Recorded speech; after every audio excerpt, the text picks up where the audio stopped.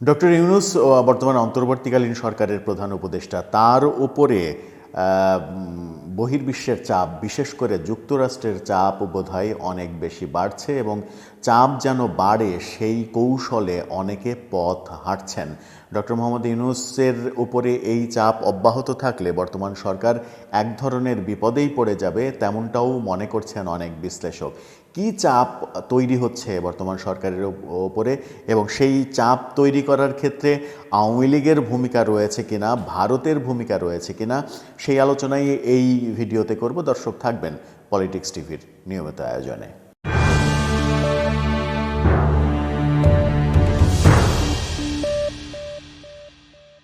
বলছিলাম, বর্তমান অন্তর্বর্তীকালীন সরকারের প্রধান ডক্টর ইউনূসের উপরে চাপ পড়ছে এবং বর্তমান সরকারের উপরেও চাপ পড়ছে। চাপে এক ধরনের বর্তমান সরকারের মোটিভটা, তাদের যে আশা ছিল, যে উদ্দেশ্য ছিল, সেখান থেকে বোধহয় একটু পিছু সরতে বাধ্য করেছে।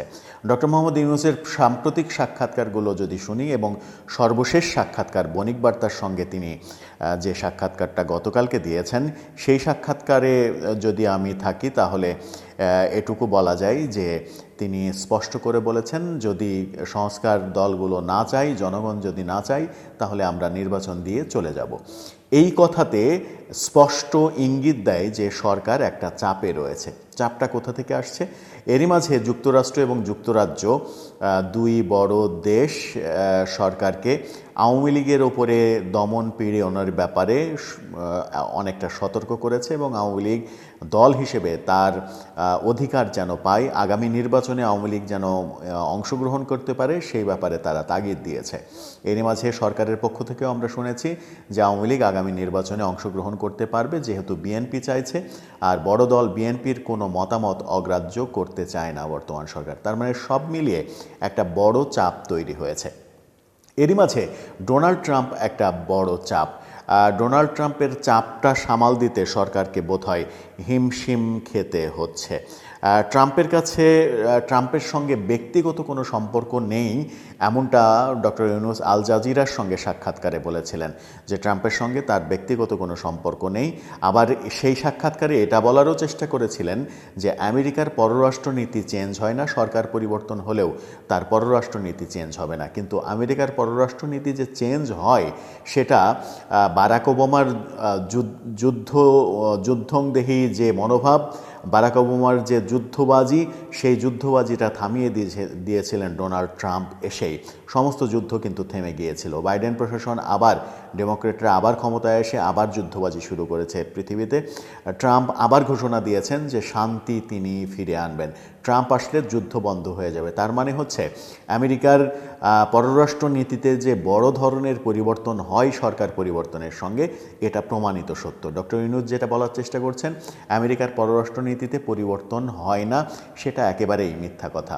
আর ডক্টর ইউনূসের সঙ্গে ডোনাল্ড ট্রাম্পের ঐতিহাসিক কিন্তু একটা সম্পর্কহীনতা তৈরি রয়েছে।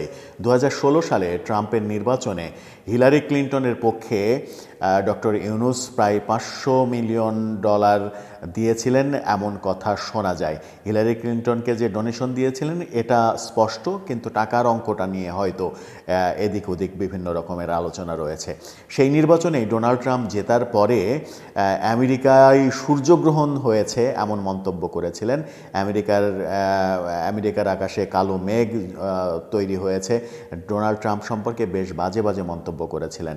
ডোনাল্ড ট্রাম্প কিন্তু সেই ব্যাপারটা ভুলে যাননি, যেটা সাম্প্রতিক তার কথাবার্তাতে মনে হয়েছে।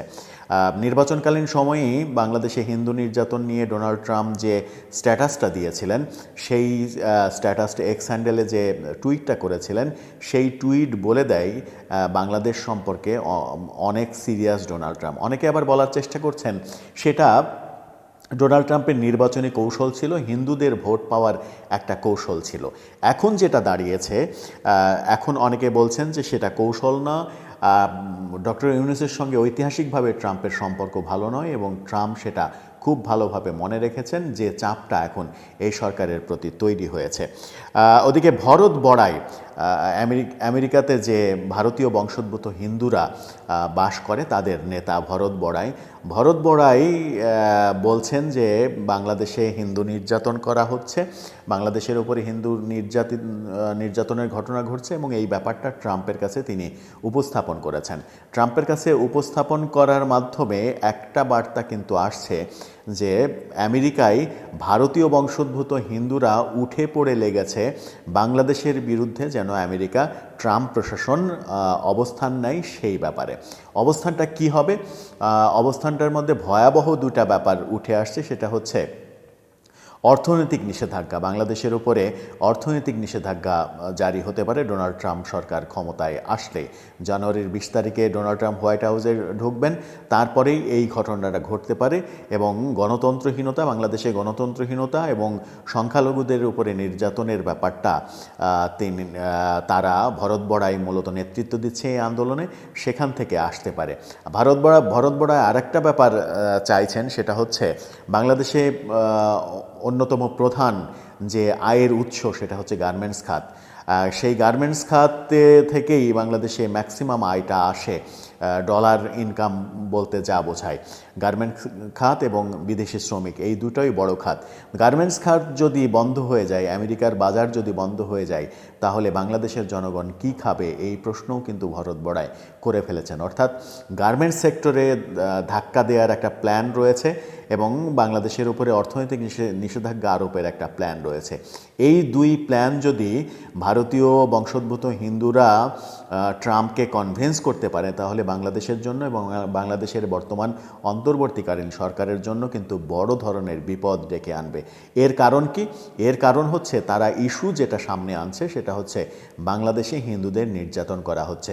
যদিও ডোনাল্ড ট্রাম্পের ওই টুইটের পরে আল জাজিরার সঙ্গে সাক্ষাৎকারে ডক্টর মোহাম্মদ ইউনূস যেটা বলার চেষ্টা করেছেন সেটা হচ্ছে বাংলাদেশে হিন্দু নির্যাতনের ঘটনা ঘটছে না, এটা যাদের নির্যাতনের ঘটনা ঘটেছে অধিকাংশই আওয়ামী ফ্যাসিস্ট এবং আওয়ামী লীগের দোসর।